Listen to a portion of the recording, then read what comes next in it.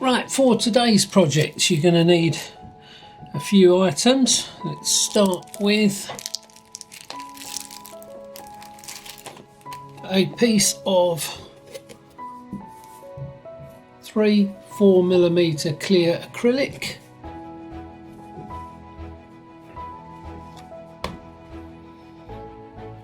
a number of these which are Momentary push buttons in various colours. These are pre-soldered push buttons. Got 3 boxes of them.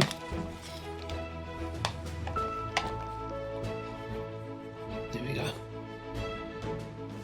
Momentary push button. A Leobodner 64 pin IO card. A pack of transparent glossy vinyl printer paper,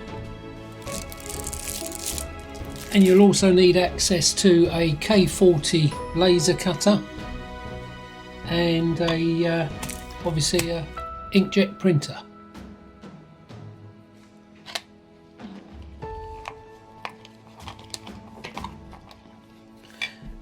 If you've seen any of my previous videos, you see I built this, which is a 32 button box for my flight sim, but now having FS 2020 I'm going to need a lot more functions than this, so what we're going for today is a 54 button box, and we'll do that in 2 different ways. You can either, the way I've designed it, let's go to there, right now.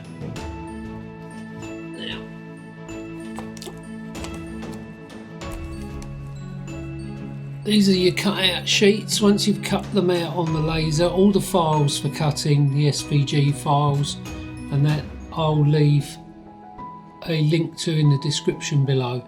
But this I've done as 2 parts, so you've got one lot there, it gives you 27 buttons on there, and then a second one, 27 buttons on here. So you can mount this whatever way you want. You can either mount it like that, or you can mount it as a long strip like this.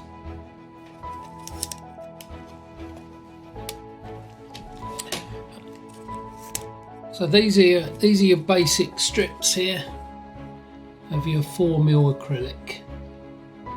Now, what I've done as well, I'll leave a link to this. This is a Photoshop file that I'm going to use this transparent glossy vinyl paper, and I've printed that out, which I'm going to stick on top of these Perspex sheets. So the first thing we start to do is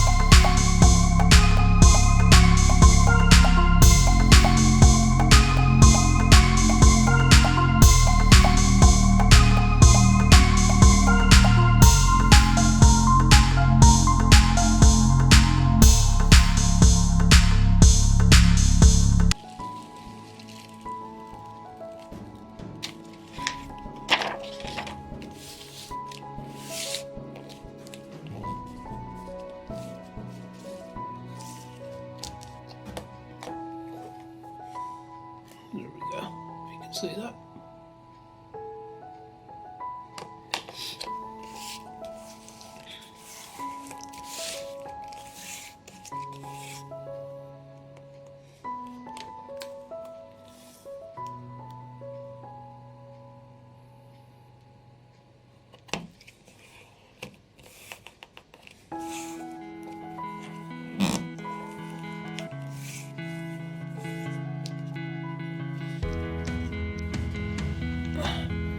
Okay, right, I finally got that sticker on.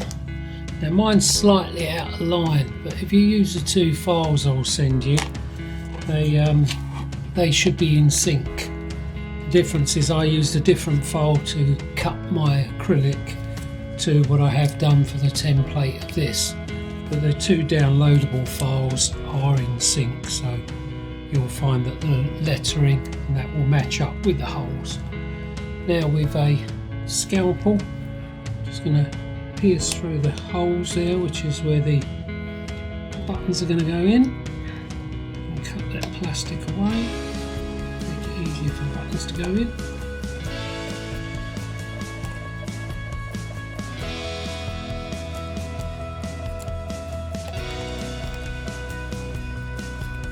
It's going to take a little bit of time, so I'll speed through the video once this is done.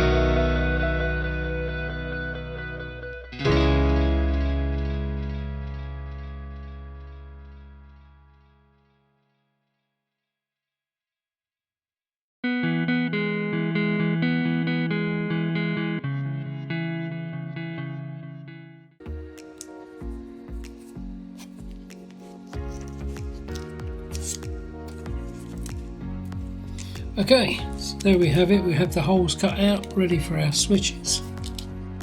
Just set that aside and just talk you through the switches now. Right, these are the switches. You can buy them pre-wired or not. I've gone for pre-wired because when I've tried to solder these in the past, if you get them too hot, the contacts here will melt and then the switch won't function anymore. So I bought these pre-wired in boxes. I'll leave a link to where I got these from. There's different colours. You can colour code, you can customise your layout as much as you like. I'm going to sort of colour code the electrics systems, like the engines and that are going to be in red. Lighting, I'm going to use yellow. Fuel pumps, etc. I use the green and anti-ice, and then for your autopilot, that we can use black or blue. So let's just start mounting them in the panel. You've got a layout here. Again, you can customize this layout any way you want. So I've got master alternator, which is going to be a red. There's me master alternator. Go in there. Let me just get a little back nut. Nuts here.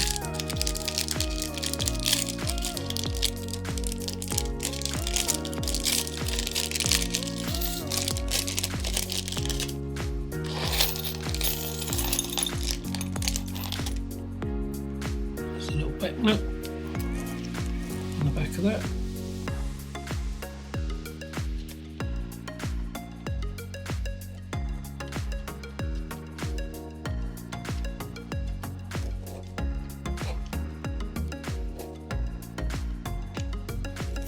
That's the first one on. I'm going to work my way along here now, and I'll just zip through with a bit of time lapse.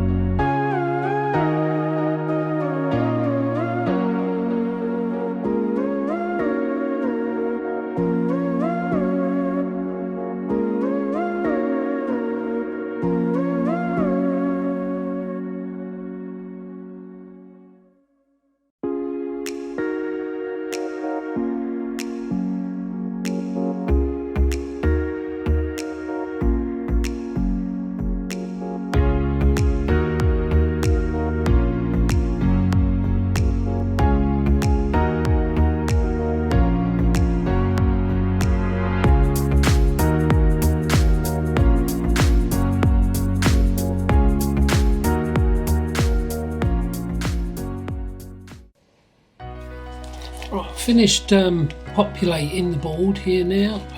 Got a few spaces here where I've run out of buttons, so I'll have to order some more for there. But as you can see, we've got them all along the top there: master alternator, master battery, avionics 1 and 2, all the light switches, and then we go down here to our magnetos, our starter, fuel pumps, fuel valves, etc. All along there. These are all the pre-programmed ones for the autopilot. So you've got your flight director, you've got your nav, you've got approach, hold, etc. All of those along there. And if I just flip this over, you can see this jungle of wires on the back here. Now all of these, I've got a positive and negative on each switch, and all we have to do is connect these now to an input on this is our Leobodner I/O card. This has 64 inputs on here, so you can have a maximum of 64 buttons on that card. That's in focus there. So with some of these switches, I've had some that weren't pre-wired, and they come with these terminals on the end here. Soldered those terminals. These are DuPont cables. I'll leave a link in the description below where you can get these. Now these are quite handy because they'll just push straight onto those pins. So one on the ground pin, doesn't matter which way around you do them, one on the ground and one on the input. So just push that on there, one on the ground, and one like that on the input.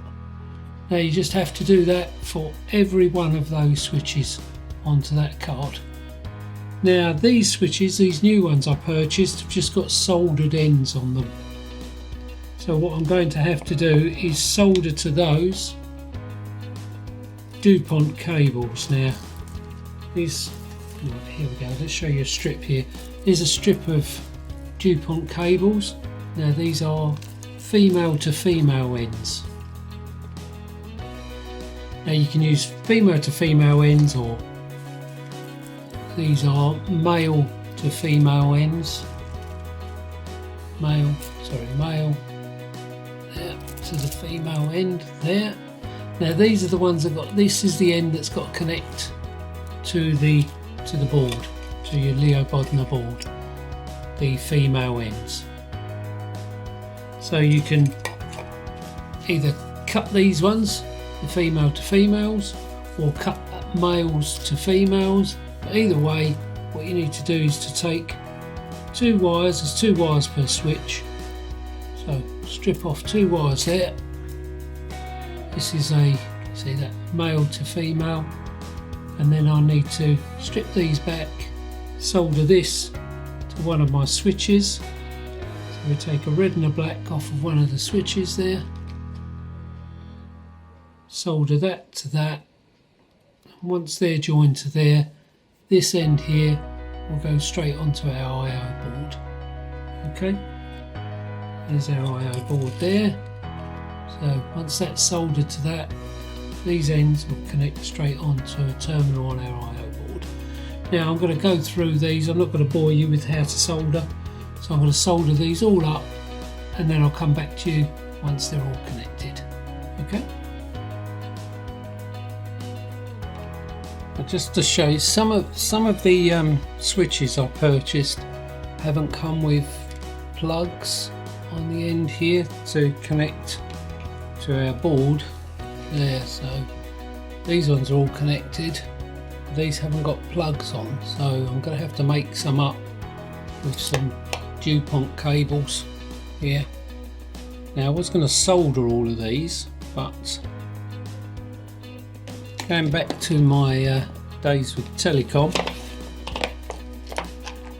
we had these things. It's called jellies. I don't know what the technical name is, but we used to call them jellies.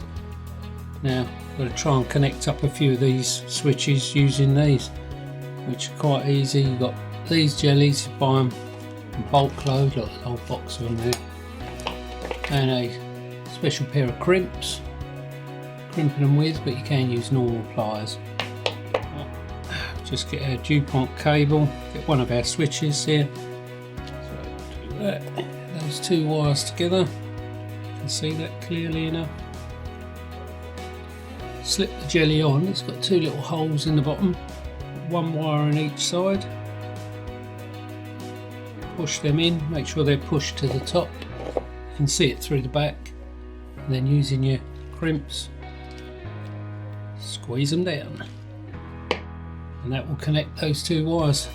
It's got a little plate of metal inside which cuts through the insulation and makes a connection. Also got some jelly in there to make it waterproof, as well as silicone, I believe that is. So that's one wire on that one, and go to the red terminal on the switch, same with another one. It's a lot faster than soldering. Again, squeeze that down, and that's that one connected. Now it's on the plugs on the DuPont cable. This is the females, and they'll go straight onto our Leobodner board. Okay, I'm going to work my way through, do the rest of those, and then we can make sure everything's connected. Well, there you have it, they're all wired up now to the Leobodner card. Got some spare pins which I want to try and adapt for some rotary encoders. Now that was no easy feat, that took well over an hour to connect them up, plug them all in, but they're all in there. I've actually run out of switches now, as you can see by the front there. I've got some holes free along the bottom there, but what I want to do is I want to put in some dual concentric rotary encoders which you can run off of the Leobodner card, but I've got a little bit of a bounce problem at the moment, encoder bounce problem. As soon as I've resolved that, I'll put that in the video and show you how we get on with it. Now all I've got to do is put that in a little housing and mount that to my sim. and then we can go through programming all the buttons as normal. When you first connect this up, if you connect it up to a USB game controller and do a test on Windows, it will only show you 32 buttons. I don't know if that's the limit of the testing software, but when you actually connect this to the flight sim, you'll have the full 64 buttons available. Right, I'll come back to you once that's in the housing, and if I've sorted out the rotary encoder, I'll include that as well. Okay, catch you shortly.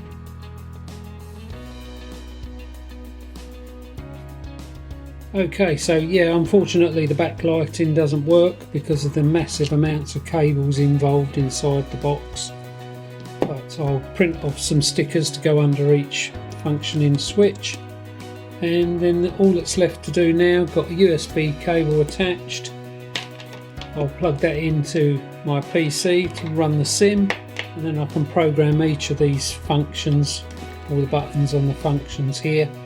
Let's say the top row I've done to mimic the Cessna with the master alternator, master battery, then your avionics 1 and 2, and then all your light switches, beacons, taxi light, landing, nav and strobe, and then all the other functions, as I say, you can set to whatever function you want. Just plug this in, go into the sim, to the control settings, and then select the button you want to do for that function. So I'm going to get that all set up now, and I'm also going to print myself off some labels for the switches and then see how that turns out. I'm going to do some, as I said before, some rotary encoders for these functions under here. I've got a, you can see that little rotary encoder set up here, little rotary encoder there, but at the moment when I try this using the Leobodner card, you get a lot of encoder bounce. It's switching between 1 and 2 and bouncing backwards. So I'm going to do a little bit of a hardware setup to stop the bounce effect, which will require a few resistors and some capacitors, etc. As soon as I get that sorted out, I'll add that to the video. Okay, see you soon.